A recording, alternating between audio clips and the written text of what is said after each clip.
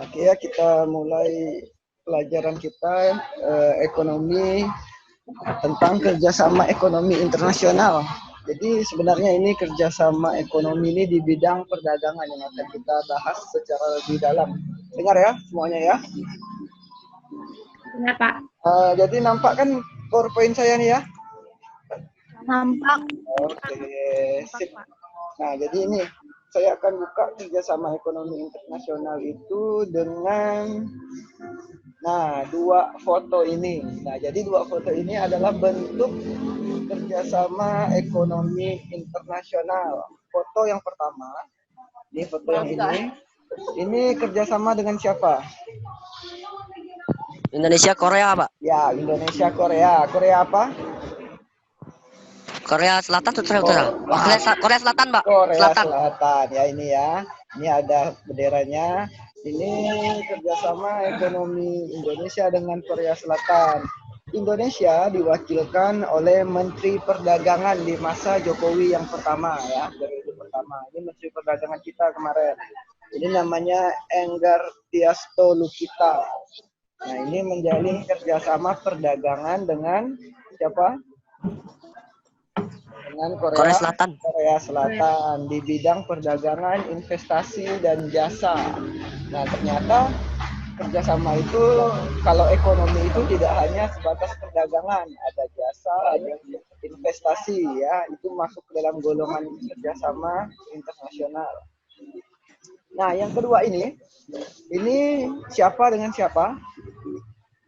Itu Pak Prabowo, Pak. Pak Prabowo dengan siapa ini? Menteri Turki. Orang Turki, Pak. Ini bukan menteri ini ya, ini Presiden Turki.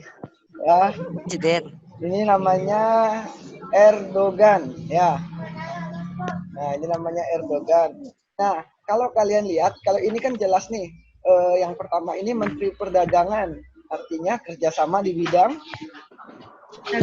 perdagangan. Kalau Pak Prabowo ini menteri apa sekarang? Mentan.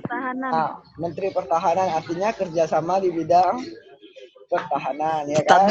Ya, artinya kerjasama dengan negara lain bentuknya apapun, baik politik apapun itu disebut dengan kerjasama internasional, melibatkan dua negara ya atau lebih. Boleh nggak lebih negara melakukan kerjasama? Boleh, Pak. Boleh ya. Boleh, Pak, boleh. Boleh, banyak negara nggak masalah. Nah, ini kita lanjut. Ini sebagai pengantar. Nah, ada 3 poin pokok di dalam kerjasama ekonomi internasional. Nah, yang pertama, ini saya jelaskan sesuai dengan buku yang saya kirim di Classroom. Kerjasama internasional itu digunakan untuk meningkatkan perdagangan. Nah, ini meningkatkan perdagangan. Misalnya kerjasama ekonomi di bidang ekspor impor minyak itu juga untuk meningkatkan perdagangan minyak dan lain sebagainya. Nah, ini salah satu tujuan perdagangan itu adalah meningkatkan kesejahteraan negara.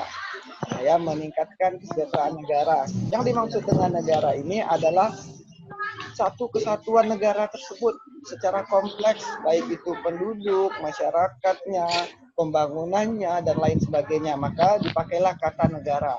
Jadi secara luas, perdagangan internasional itu memang untuk kepentingan negara ya, termasuklah kepentingan masyarakat dan penduduknya. Nah, terakhir yang akan kita bahas lebih dalam nanti adalah tentang komoditas. Tahu ya komoditas ya kemarin ya? Tahu, Pak. Nah, masih ingat ya. Kalau Indonesia apa komoditasnya salah satunya? Karet, sawit, dan lain sebagainya itu komoditas kita. Nah, untuk melakukan perdagangan itu kita perlu ada komoditas. Jadi kalau bukan komoditas yang diperdagangkan itu agak keliru. Jadi maksud komoditas itu adalah sumber daya yang kita punya melimpah sehingga harus kita ekspor keluar. Nah, itu adalah komoditas. Nah, untuk melakukan ekspor itu atau impor itu harus memiliki keunggulan mutlak dan keunggulan komparatif. Nah, ini yang menarik akan saya perdalam nanti. Untuk keunggulan mutlak ini apa namanya ya, teori ini, teori ekonomi modern dikemukakan oleh Adam Smith. Nah, tahu ya Adam Smith, seorang filsuf dari Skotlandia. Nah, teori keunggulan komparatif dikemukakan oleh David Ricardo, ahli ekonom asal Britania atau Inggris. Nah, ini David Ricardo. Nanti akan saya jelaskan bagaimana cara Oke, Pak. realitanya atau prakteknya.